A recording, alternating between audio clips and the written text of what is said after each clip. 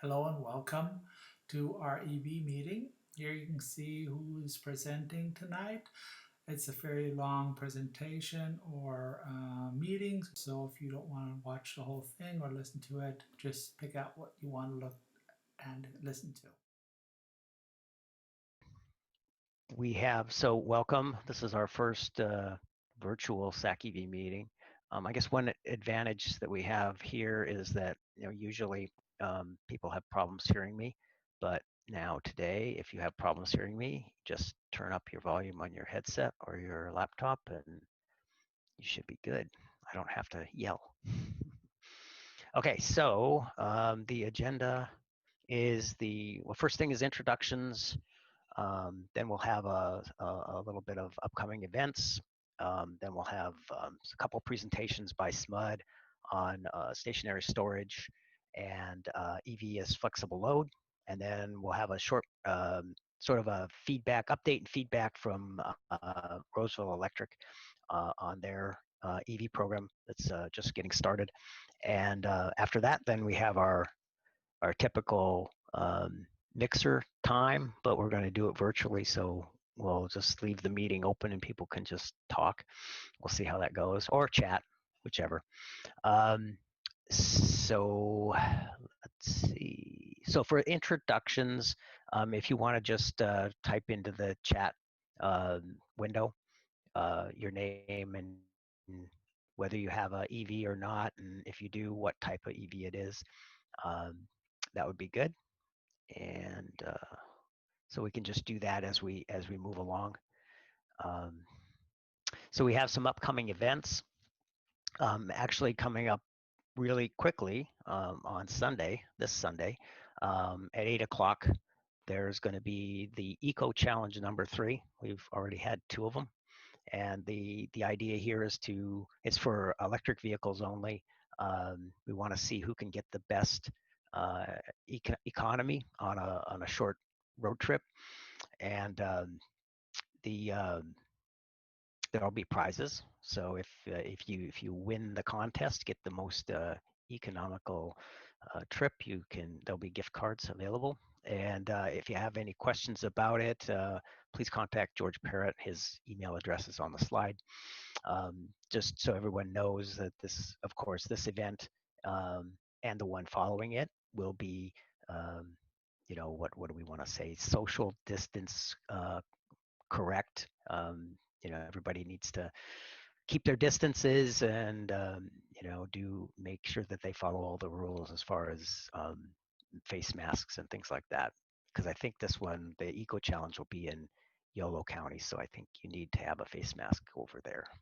I don't think they've rescinded that yet. So, and then the second event that's coming up, we actually don't have a time or location yet, but if there's anyone interested in going to the drive-in with their EV, contact Colleen, and her email is on the slide also, and let her know you're interested. And then once we have enough interest, we'll pick a location and time.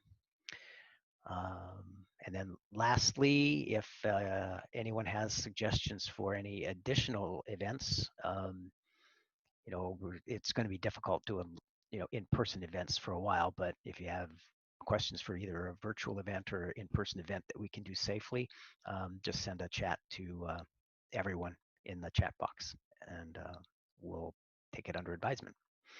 Peter, Scott, I just want to add a comment on the EVs at the drive-in. Yeah. A number of us had done that a couple years ago. Have gone to the drive-in with our EVs. Okay. And I really discovered that EVs are incredibly well matched and well suited for drive-ins. You can run the heater, the air conditioner, and defroster, and all that without worrying about running your gas engine or your 12-volt battery dying. Right. It's a nice experience. It's been a couple decades since we've done that before, but in an EV, it was a delightful experience. Yeah. Well, hopefully we will be doing this when we don't really need the heater or the air conditioner too much, but yeah, it's good. Good point. Thank you. Okay. And then next, we are looking for some volunteers. We have right now 3 openings. We have a opening for a virtual marketing person, a Facebook coordinator, and a virtual meeting coordinator. So if anybody's interested in any of those positions, just send a note in the chat box to the, I don't know how it's going to show up in the chat box, but there's something similar to hosts and or hosts and co-hosts. Just send your name and contact info and which position you might be interested in. Just send that in the chat and we'll be in touch. And okay, whoops, let's see. Okay, so I think we're up now. We're to the SMUD portion of the event. So let's see, I don't know who's, Deepak, are you going to do? Okay, so thank you. So my name is Deepak Aswani. I think I've met a number of you in the past. I used to be more involved with the EV side in the research and development department at SMUD. And for the last few years, my focus has been shifted more towards stationary storage. But I'm starting to get back to working on some EV projects. Jean, do you want to introduce yourself briefly? Yeah, my name is Jeannie Duvall, and I'm a senior project manager. I work with our subject matter experts on basically on energy storage. I'm in charge of the energy storage portfolio, and I just started SMUD a couple of years ago, so it's been exciting and fun. And I own an EV. Ready? Yep, sure. Yeah, so a little bit about SMUD. I know many of you are already SMUD customers, but we serve about 1.5 million people in our service area, have a little over 600,000 customers, 900 square miles. We're essentially serve Sacramento County. And some interesting facts about SMUD, about half of our generation is carbon free. And could you jump to the next slide, Jeannie? Mm-hmm. Also, 2 years ago, our board adopted a target of being net zero carbon by 2040. So that's a pretty ambitious goal for us, and that's essentially accelerating our transition to more renewables and also advocating electrification of various fossil fuel uses in Sacramento County. Can you go to the next slide? Okay. So electric vehicles, as many of you know, they're great for the environment and customer pockets. So they're an enabler to decarbonization, and they're an important part of SMUD's integrated resource plan, that net zero carbon goal by 2040 I referenced earlier. Something that I know you are all well aware of is the whole cost aspect of EVs, that the fact that the driver's life cycle cost is favorable of EVs in general because of lower fueling and maintenance costs. One thing that as an EV driver you may not be as aware of is there are also non-driver benefits from electric vehicles. And we find that electric vehicle adoption through analysis we've done, and I know a number of other utilities have done this analysis as well, that they provide a net downward pressure on our electricity rates. So electric vehicles, they can improve utility asset utilization and help spread out non-volumetric costs. So what I mean by that is if it's not a cost related to wholesale cost of energy or fueling costs related to generating electricity, it actually can reduce that dollar per kW value at volume. Now, on the other hand, with electric vehicles, there is a bit of a challenge associated with electric vehicle adoption. It can increase distribution infrastructure cost, and I know you may have read some articles or seen some analysis that there are concerns for high adoption of electric vehicles. Can the grid infrastructure handle that? There's a spectrum of answers out there. We've done a lot of analysis. We're not too worried about the short term, but we do need to do some planning for long term to make sure we can support a future of electric vehicles. Next. So for today on electric vehicles, we're going to focus more on the V2X aspect, provide some updates as far as kind of basics on vehicle 2 something, talk about some pilots we have in that space, and then Jeannie is going to continue with some of our pilots and activities on stationary storage. So you might have heard V1G, V2H, V2G, and V2B, a number of these different acronyms. I'll give a quick overview of what they all refer to. So V1G stands for, the first row on this table, stands for vehicle one-way grid, is one way to look at that acronym. And that's essentially managed charging. So you're looking at one-way power flow. In terms of the vehicle charging off the grid, all you're doing is throttling the charge rate of that vehicle. You're not backfeeding any electricity from the vehicle to the EVSE or the grid. And from a driver's perspective, that type of program, a managed charging program, can provide some additional perks for bill savings. These programs are often run by a utility or aggregator that sees some value in that type of management, and they can return that through some of that value to customers.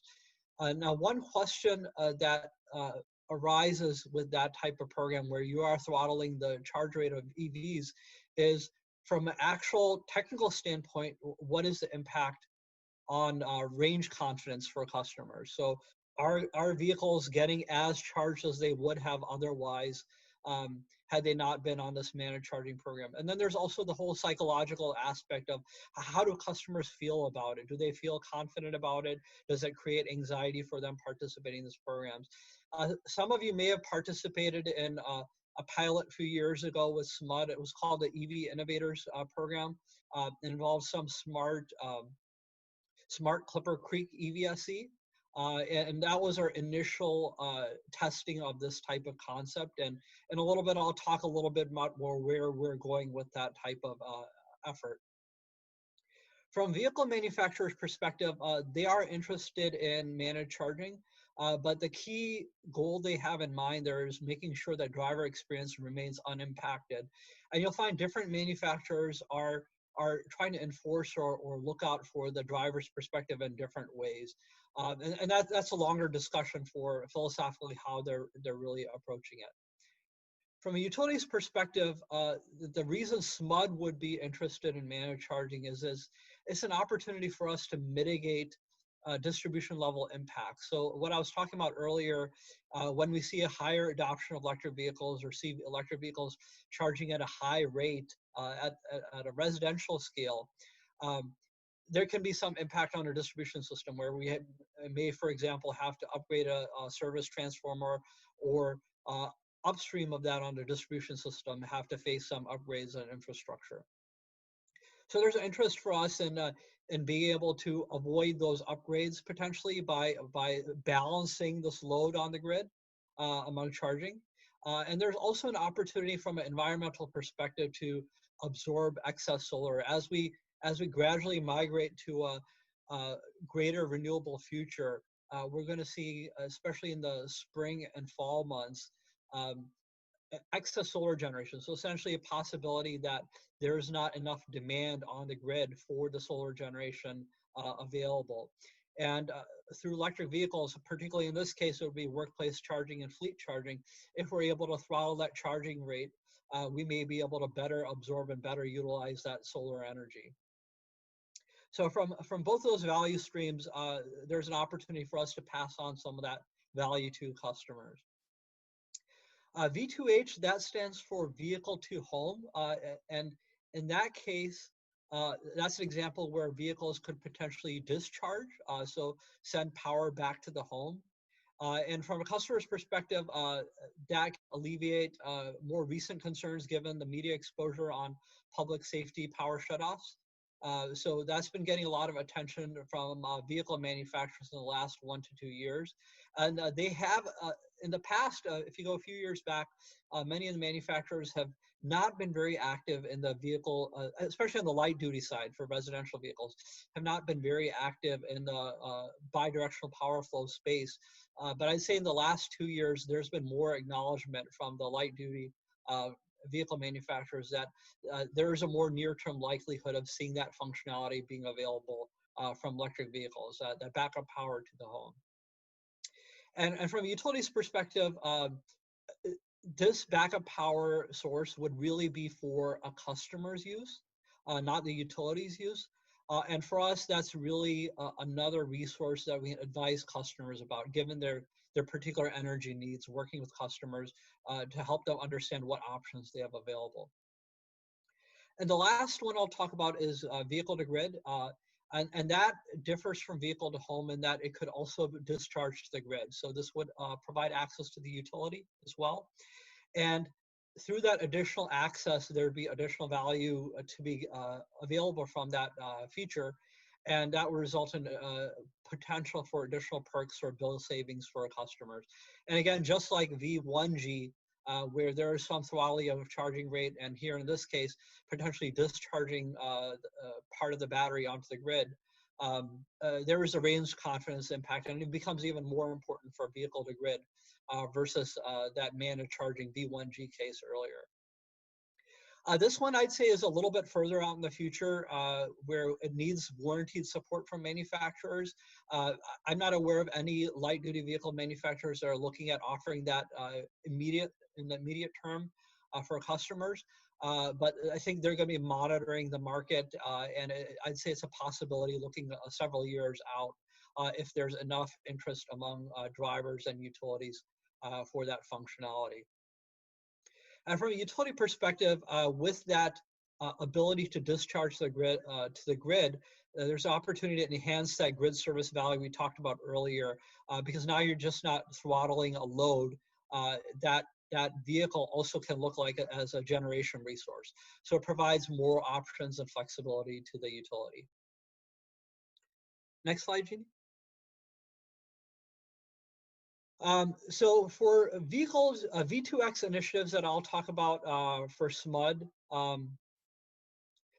SMUD's doing several things right now. So one of the things we're doing is we're following the CPUC working group on vehicle grid integration.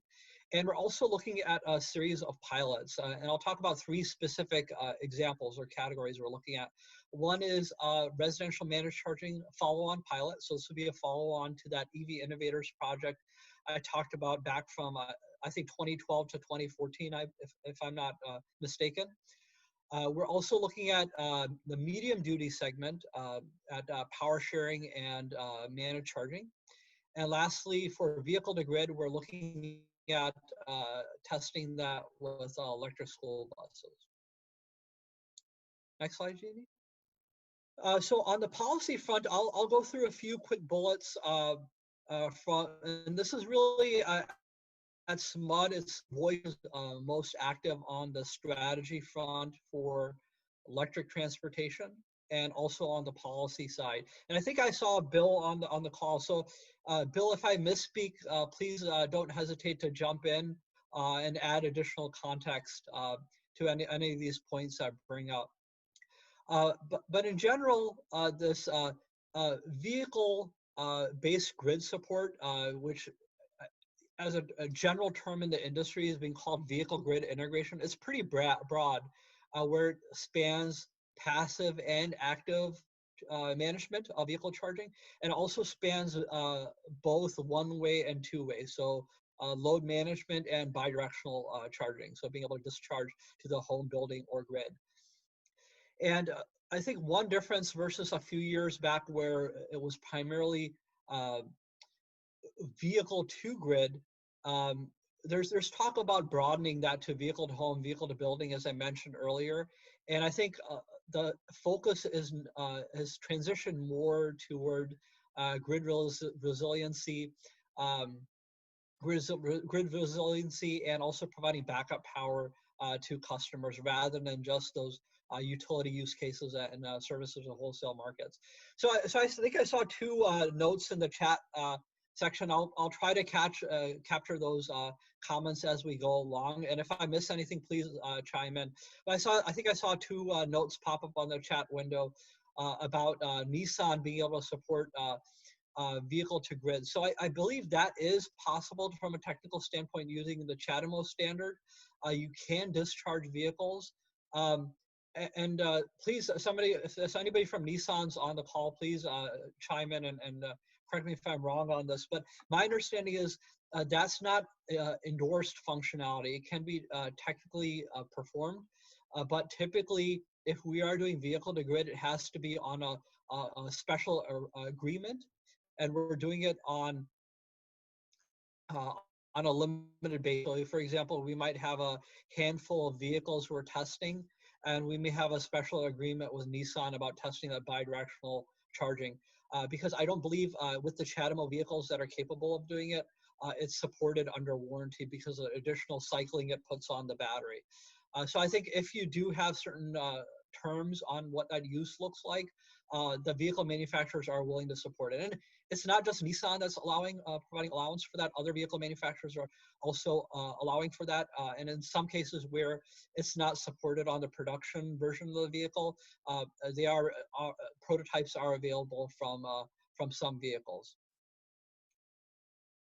And so really, I mean, and I see some comments about third party and aftermarket solutions. It can be done, and we've been approached. SMUD has been approached by a number of companies. The key question there is really warranty, impact on warranty, and we have not been pursuing it aggressively on the light duty segment, simply because that's not where the industry or manufacturers are right now. It seems like there's more activity and interest in the medium duty segment right now. And as we see some more support from the OEMs, I think that we're probably going to be looking at it more seriously in the light duty segment. So continuing back with the slide,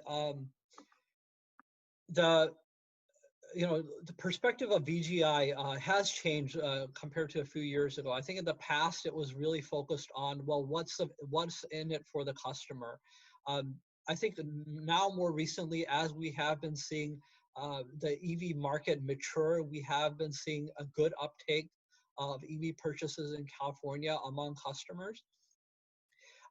Now I think we're thinking more long-term and big picture in terms of when we do see broader EV adoption and as EVs continue to become mainstream, how does this really fit into facilitating that electrified future? So I think there's been, from a policy perspective, there's been more discussion on how can this really go hand in hand with infrastructure needs and infrastructure enhancement. So as we look at decarbonization and incorporating more renewables, and as we look at needing to upgrade grid infrastructure to accommodate additional electrification, how do these all fit together rather than just what's the value from a California ISO market perspective? If any of you are do follow the California Public Utilities Commission, you may have been aware that there was a working group that was active a few years ago. That working group was really focused more on the technical pathways and communication standards to facilitate and enable this managed charging one-way power flow and two-way power flow. That working group took a pause for a little while, and last year, the CPUC reconvened that working group, and I think it might be relabeled a little bit different, but it's essentially to support VGI and this managed charging and V2G. But what the focus of that discussion has shifted to is more about structuring and formalizing the terminology around V2X. So can we come up with a common language for how we reference all these use cases and establish rules around those various use cases and policies around it? So if you're familiar with the way IOUs work, the investor-owned utilities such as PG&E, SCE, and SDG work, for them to implement any programs, they have to go through approval process with the CPUC and provide justification for how those programs are funded. So I think right now that the focus of that group is really identifying use cases and how can these V2X programs fit into that framework and receive support from the CPUC. So that working group, I participated in maybe 1 or 2 meetings. Bill Boyce from SMUD, he's been very active, much more active in that working group. And I think that group identified something like 600 use cases. based on different permutations of combinations. So, the vehicle attributes, grid use cases, and so on. As you can imagine, you multiply these different dimensions, you end up with a large number. They narrowed it down to 109 use cases or policy recommendations. And I believe they're continuing to narrow that down for what they're going to focus on with the CPUC. Also on the policy front, the California Energy Commission is also updating their vehicle grid integration roadmap, and they're soon going to be releasing some grant funding opportunities on VGI technologies. So I think yesterday and today they had some meetings where they're presenting some comments and concepts and seeking feedback from the public. Next slide, Jeannie. So on V2G for SMUD, one thing I should mention for these projects I'm going to talk about with V2G, both for residential, commercial, and also the V2G project, is all these projects and kind of goals and objectives I'll be talking about are really in the planning phase.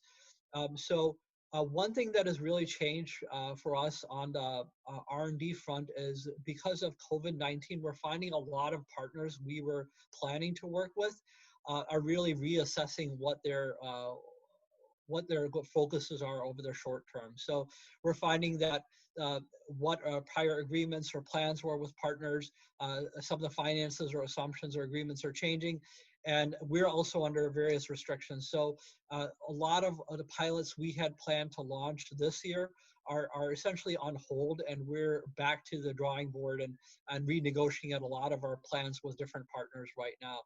So unfortunately, I won't be able to share the names of partners until we have agreements in place. So I just want to offer that note up front as I get into some of these high-level overviews of these projects and concepts. So on the residential front, I think compared to the EV Innovators project that SMUD was active with a few years ago, I think our focus is shifting more to getting real-world data to design scalable programs. For those of you that were participating in that EV Innovators project a few years ago, that project was really more focused on the technology solution. And I think as time has gone by, there's been more maturity in the technology out there. And now there's less concern about the reliability and dependability of the technology, whether it's through the vehicle or the EVSE. And it's more about how do we design something that we can scale at volume given the market of EVs we have in Sacramento County. How can we scale to support those and also meet customer expectations? So I think we'll have a little bit of shift in priority for this follow-on project. We also want to understand what's the actual economic value and load flexibility we can realize, because that gives us perspective on the bound of how much value can return to customers and right size the solution that offering we have for customers. And one technology aspect we are looking at is from a philosophical standpoint, there's really two pathways to offer V2G, so it's managed charging. One is to throttle the charging rate through the EVSE, so through the charger. And the other option is to throttle the charging rate through the vehicle, so through the telematics system you have that. For example, like if you have a Chevy vehicle and have OnStar, we're able to throttle the charging rate through that telematic solution OnStar has. And other vehicle manufacturers also have similar solutions available. So from a philosophical standpoint and technology-wise and also customer experience, we want to evaluate both of those pathways. Yeah. Hey, Deepak. This is Peter. Just as a time check, we're like halfway through the meeting, and it looks like you're not halfway through your slides. So just keep in mind that meeting ends at 7, and we do have another presenter that needs about 5-10 minutes. Okay, sure. Thanks. Okay, I'll speed up then.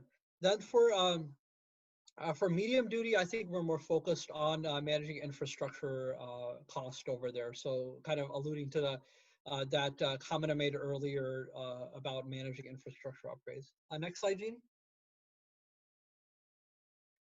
So I think this is for vehicle to grid. I think right now all we're looking at is electric school buses, and in that case, what's unique is the school bus manufacturers are supporting vehicle to grid functionality, and that is a warranted functionality. And that's really driven by the California Energy Commission, because there are grants that support electric school buses, incentives to school districts for buying electric school buses and installing a charging infrastructure. And one of the requirements to qualify for that grant is vehicle to grid. So that's why we are seeing support from manufacturers, which is unique about that. Next slide, Jeannie.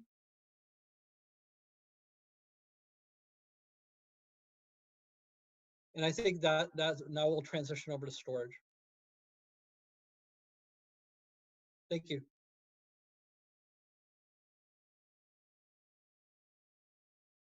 Thanks. Sorry, I'm having troubles unmuting. In the interest of time, I have given this presentation before Clean Start. Would you like me to go ahead and give it over to Rachel Riddell Harris? No, we still have plenty of time. I think okay. Rachel's only going to need like 5 minutes or so, because Okay. I don't think she has very much. At least that's what she told me. so I mean, Rachel, if you need more time, let me know. But no, 5-10 minutes. I'm just giving a little update. I don't have any slides. I'm just chatting for a few minutes. Okay, perfect. Okay. Many of the people that are here were not at the Clean Start event. Okay. So. Okay, so I will talk a little bit faster so that I won't take up too much time. But basically, SMUD has a long, about 20-year history of looking at storage, and we think that hydro is storage, energy storage, but the California Commission does not think so. So we've been working on these projects over the last 20 years, and then in 2017, our board of directors adopted an energy storage procurement of 9 megawatts by the end of 2020, which we're almost there. So our strategic approach, and I'm going to do this a little quicker. The last 3 years we spent doing what we call strategic readiness, which was developing pilots, figuring out how to do utility control, getting data and aggregator integration, and we're doing the research around this to understand, basically what's happening in the market. We aren't incentivizing people to go buy batteries, but we want to understand how they're using them now. The next 3 years will be all about business integration, optimization, where we'll keep evolving these programs, as well as get full DERMS integration, and something called what we're calling behind the meter battery capacity contracts, where we might have a battery installer who has leased 100 batteries, and he gives us the control to dispatch that when we need it. And then the next 3 years is financial viability. How do these financial models work? Batteries should be coming down in price. It should be better ROI on that. And then after that, after 2026, we consider batteries just to be part of our standard business operations. So this is my fun project. Actually, they're all fun because we're kind of geeky at SMUD and R&D, but we did a project that's ongoing right now that's called Integrated DC Fast Charger, PV, and Second Life Batteries. I didn't name the project, it's a mouthful. But basically what we're going to do, this is at our solar port on headquarters on S Street, and we're going to take the excess PV and we're going to charge the Second Life batteries, which is on the right. And then when we'll be using charge management on load management when the DC fast charger is being used in order to help so there isn't as much draw on the grid at this time. And this look into Second Life batteries is really important because that's a big question everyone has. What do we do when we have these Second Life these batteries that are no longer good for vehicles? And so that's part of what we're testing. So what you see here is we put a brand new DC fast charger in. It's 175 kilowatts and has both combo and CHAdeMO. And then we bought 2 towers, which is 60 kilowatts of Nissan Leaf batteries, Second Life batteries, and those are the ones you see below. And then the little box to the right on the lower photo is the site controller, which is going to handle all the charge management. So we're doing lots of use cases. Obviously, load management, we decrease the charging. We charge manage the level 2s when the DC fast charger is being used. How does the battery discharge? We're going to also be taking a strong look at what's the Second Life battery. How well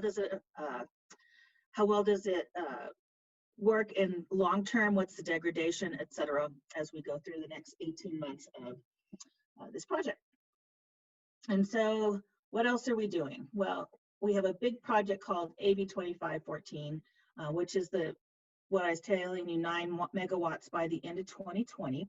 And we've got several pilot programs going on. So we have one which is a commit to operate, which means a big neural battery. So a residential customer has bought a battery, and we either give them $300 to $600 at the very beginning, and they promise to operate their batteries on time of day use. And Deepak, jump in if I'm mischaracterizing something. We've evolved that program into what we call our Smart Energy Optimizer program, where we give them, again, based on the size of the battery system, $500 to $1,000 one-time payment. And then we give them a $10 to $20 on-bill credit for letting us discharge the battery as part of our research. And I think they charge or can dispatch up to 120 days a year. This is a pilot, so we're currently limited to solar edge inverters as we roll out the pilot and understand how this whole thing needs to work, and we do our M&B on it. We have the same sort of thing with commercial batteries, although the commercial battery market is very, very light right now. So we don't. We have a couple partners, but for the most part, it's not a big drive yet in that market. And then we have energy storage shares program, which is actually a really cool program. We've been working on it really. Sorry, I was going to say something I shouldn't say.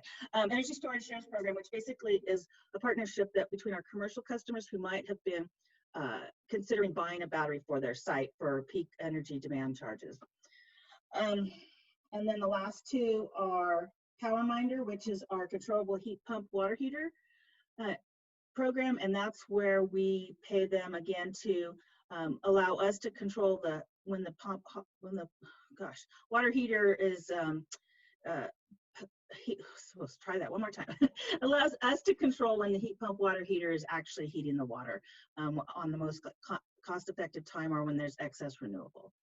And then our residential new construction, this is part of our smart homes program, and what we do is we incentivize $2,000 to put in a battery in the home. Right now this is really slow too, because batteries aren't really cost effective, and the developers are having a hard time seeing the cost effectiveness, and it's been pretty rare right now for customers to want a battery. I think I'm going to go really quickly on energy storage shares. So basically what this does is, you may have seen the press release, we basically allow customers, commercial customers who are interested in batteries for their site to buy into a utility size battery. So we have a 4 megawatt battery going in at our Hedge substation. And we have our first customer who's participating is Electrify America. They spent $1.3 million on a portion of the shares so that they could reduce their peak demand charges at their 12 sites in Sacramento. What happens after that, they put up the money up front, capital, and then we give them an on-bill credit for 10 years so that they can reduce those charges. And then we build the battery on the grid where it's absolutely needed. So it's locational benefit for other customers because we don't have to build infrastructure or do upgrades. And I think that's it on my end. Anybody have any questions? I've got a quick one. I noticed you were only putting in 60 kilowatt chargers. That seems to be a very low kilowatt output. No, those were the new cars coming along. 60 kilowatt batteries, 60 kilowatts of second life batteries. The DC fast charger is 100. Charge station. The ones you were showing. The DC fast charger we put in is 175. You said that was getting very limited interest. Is that because of the limitation, the types of vendors that you utilize, or can you expand on that? Well, the new residential construction, there's limited interest in that, but for our Smart Energy Optimizer program, we actually are doing pretty well with that. Between CTO and SEO, we have quite a few. I want to say we have over 200 customers who are in either one of those programs. And that's limited to the type of equipment. Is that correct? No, no, no. SEO is limited to the type of equipment, but CTO is any residential battery with any inverter. Okay. I apologize by not having memorized your slides. There's a test later, Guy. Help me again between those two. Hello, I have a question for Deepak. Is Deepak Thank you. available? Yes? Yeah, Okay, sure. Deepak, the question I have for you, it's to elaborate please a bit on vehicle to home when you're discussing those alternatives. To me, as a SMUD customer, what I think is particularly promising is that fortunately your outages are very short and very infrequent. So I think vehicle to home is particularly promising option because that'll have minimum impacts on battery degradation and so on. I think that would be a minimal risk for manufacturers and for consumers. So can you just comment on that? Yeah, I think if you look at the, as you mentioned, our reliability statistics are pretty good. And if we do have an outage, I think the average outage is not very long. I forgot the exact number of minutes it is, but you're talking about less than an hour if there is an outage. But most customers don't experience an outage in the first place on an annual basis. Well, yeah. So I think, from a use case standpoint, the impact on a vehicle wouldn't be very large. Again, for vehicle to home, we're looking for formal support from the manufacturers. Just, from informal conversations, I wouldn't be surprised if we see that in the next 2 to 3 years as an option that's supported by the manufacturers. Great. I think this is what you want to do is present that wonderful information for SMUD and say, hey, people are going to be that much happier. Because, the one annoying thing for me is as short as they are, it always throws my clocks off, for example, and I have to reset my clocks. So anyhow, I think that will be a wonderful starting point for some good interaction with. Yeah, I think that'll be the entry point for that bidirectional power flow for electric vehicles as a use. Great, thank you very much. And thank you very much for your presentation about that. That bidirectional, real quick question, that's only something that's part of the Chatham standard, right? CCS doesn't support that? There's talk about, actually, I forgot the name of the group, but they are working on supporting that through CCS. But it's not in the standard right now. So if you have a CCS that supports bidirectional, it's more of a third-party aftermarket modification. It's not officially supported by the standard right now. Okay, that was my understanding. I just wanted to verify because, yeah, that's something that would have to be either retroactively updated by the standard or whatever, which I guess is why you guys are focused on Nissan Leaf since they use Chatham. Yeah, sorry, did you hear my response earlier? I might have been muted. I did, yeah. So you mentioned that it could be coming, but right now it's not supported. Okay, yeah, okay. And there's one question in the chat about how does this effort match the other California utilities? There's a difference in requirements between the IOUs and the municipalities.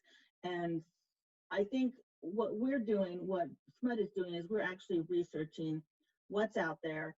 Why are people buying it? And we call it catch, not fish. We're not incentivizing people to buy batteries.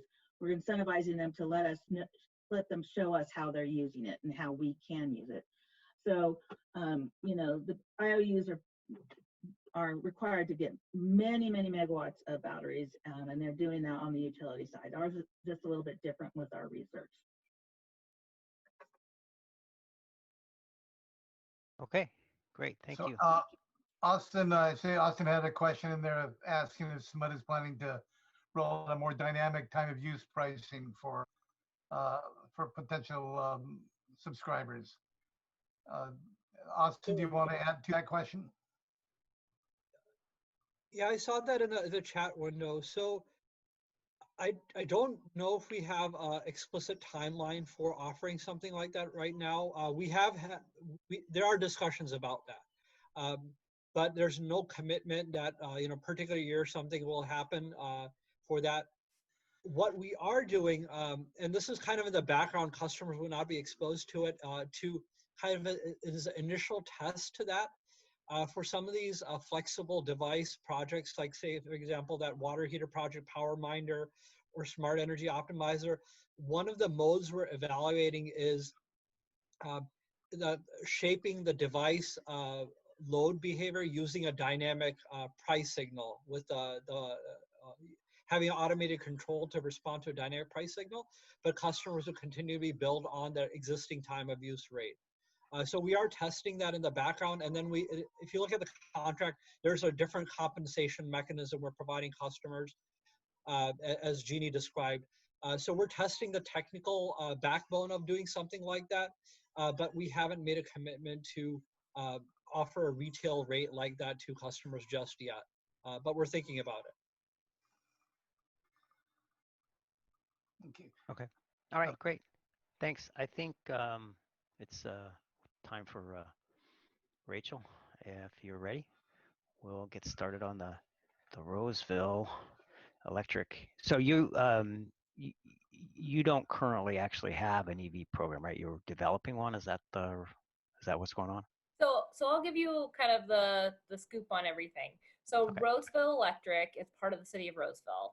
We have 60,000 customers, about 7,000 are commercial and 53,000 are residential. We have about 150, a little bit more employees.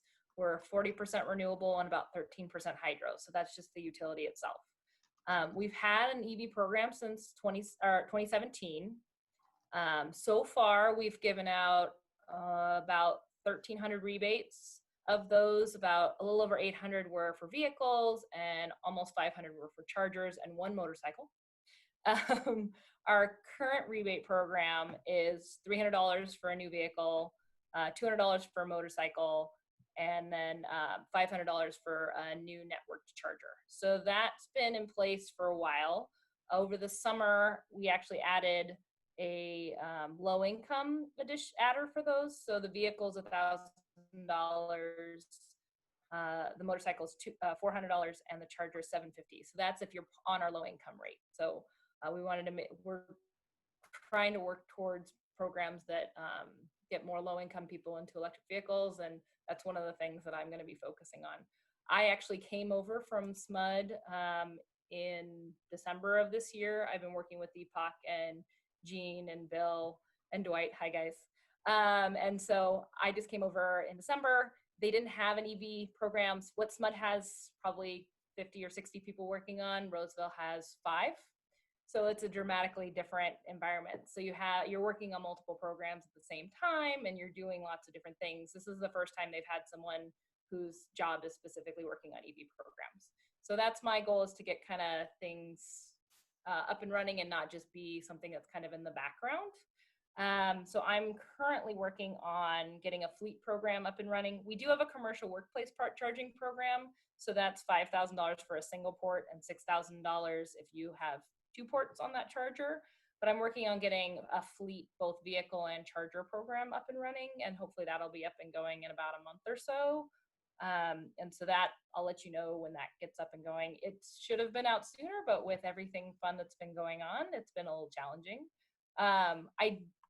This year so far, though, our rebates actually been going pretty well. We've had 80 vehicle rebates and 74 chargers. So we haven't seen a huge slowdown in the rebates yet. We know it's going to happen. It's probably delayed from everything that's been going on, because we've been talking to the dealers, and the dealers are doing things by appointment only. Some of them have been closed down, and they're trying to figure out what their process is going to be going forward to deal with social distancing and the pandemic and how that's all working. So we're trying to work with them. We were going to have a big marketing campaign in April, and that we stopped that right there because there's no manufacturers manufacturing cars right now. They're starting to get up and running again. So a lot of things have been put on hold. I've been working on education and outreach. I've been talking to our education center. Everything's on hold until further notice. So we're working on how can we do webinars and recorded classes, tips and tricks, those kinds of fun things. There won't be any ride and drives in the foreseeable future. So we're trying to figure out how do we do alternatives to those types of things. So outreach and education is a little bit on the challenging side right now, just trying to figure out how to adapt to the new environment. So yeah, that's fleet. education and outreach, equity programs, future proofing, trying to incentivize people to put in the infrastructure for more than one charger at a time, those types of things. So I've been working with folks on that, working with our own fleet and transit department at the city of Roseville. So there's lots of things that are happening. It's been happening slowly for a while, but I'm trying to make some pretty big changes the next year or so. Is that a good summary? Yeah, that's good. I'd unmute myself. No. That was why there was a delay. It wasn't like I was not paying attention or anything. Oh, no worries. Just to give you a sense, we have given, since the program started, we've given almost $500,000 out in residential rebates. So that's a good Okay. chunk of money. Okay. But we're still getting that LCFS funding in, so we're trying to move into more of the commercial space. So that's kind Okay. of where that's Okay. Yeah. See, I bought my EV too early. I didn't get any rebates from you guys. So. Well, yeah, we're definitely, Roseville's not the SMUD early adopter just because we just don't have as much bandwidth to be on the bleeding edge of things. Right. So we tend to be a little bit more conservative when we start programs. It tends to be, we wait and see what SMUD does and then we copy it. Let them do all the hard work. Okay. Well, when you only have 5 people and they've got 50, you got to figure out how to manage that workload. Sure. Okay. Great. Thanks. Here, So some questions for us? yeah. So if we have, if you have questions for Rachel, you just speak up or put them in the chat, and also, so I also sent Guy all my contact information, so if you want to send that out, you can as well. okay. Well, All right. I have one question for Rachel. Does Roseville Electric have any plans for time of use charging for Yes. electric cars? So Roseville's been working for several years on getting the smart meters out that would be used to do residential time of use rates.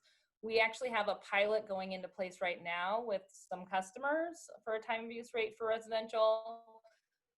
The goal is in the next year or two to get that put out to all the customers. There's a lot of interaction with customers having to do with that kind of rollout. So it might have been delayed slightly, but I know that they were getting the pilot up and going this year. And then it was after that came out, they were supposed to go straight into getting those meters out. So if you want to shoot me an email, Guy has my email. I can touch base with them and see where that's at and give you more information.